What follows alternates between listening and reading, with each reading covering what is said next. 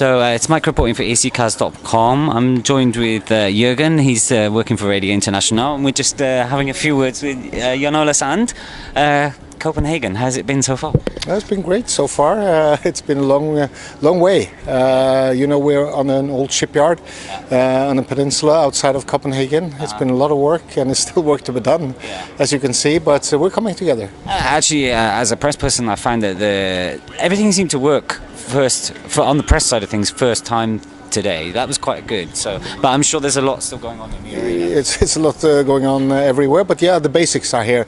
And tomorrow we start rehearsals, and then we have to be ready. So we will be. Okay. Any huge dramas this year that was almost going to be insurmountable for you? No, I'm sure there's something coming up. I don't know, but no, it's been it's been a good year. It's been a good year. Okay. Who's going to win?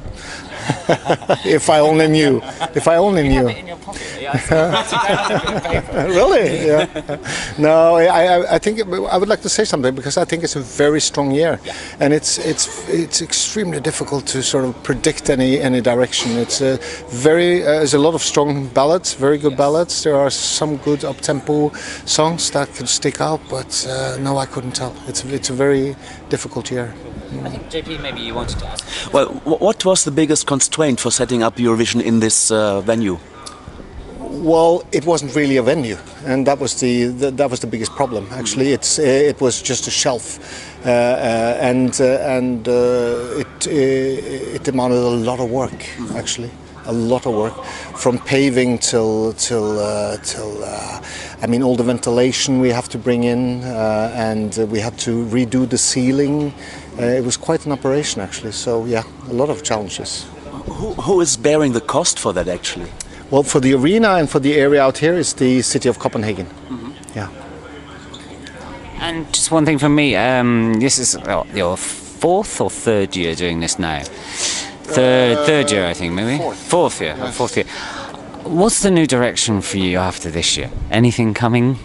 No, I mean, we have to look at Eurovision Song Contest to see where we should bring it to the next stage. And as you know, there are difficult times in Europe, and many of our members are in a very difficult financial situation. And we have to look at that to see how we balance Eurovision Song Contest, just so it's affordable and it still can give great value to all the participating broadcasters. And that is something we are constantly working with. But I have no sort of...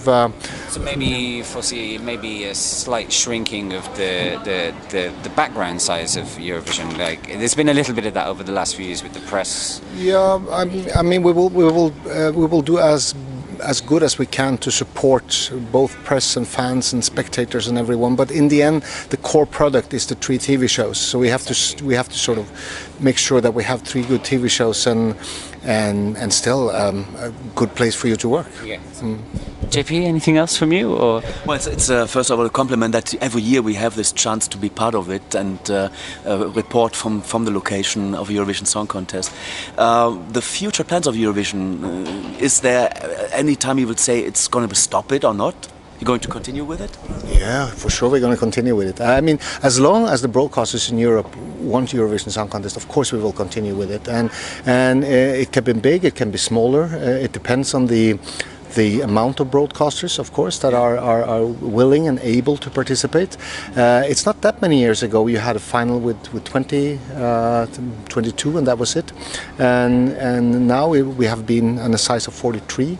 This year 36. So I think we have to live and breathe with Eurovision Song Contest and adapt to the different times and different areas of Europe. But it will be alive and kicking in another 60 years, I'm sure. Well, we have a lot of small countries in the Eurovision world, and like Malta, for instance, they're hosting the junior contest this year. Would Malta be able, for instance, to host the big Eurovision Song Contest? I'm sure they will. I'm sure. I have good contact with all the broadcasters, and we discuss this regularly. And I'm confident that Malta could host it if they win it. But first they have to win it. Well, they have a dress rehearsal now this year with the junior contest. Yes. They're gonna make it. Would it be an option to do it also open air? We have not considered that as an option so far.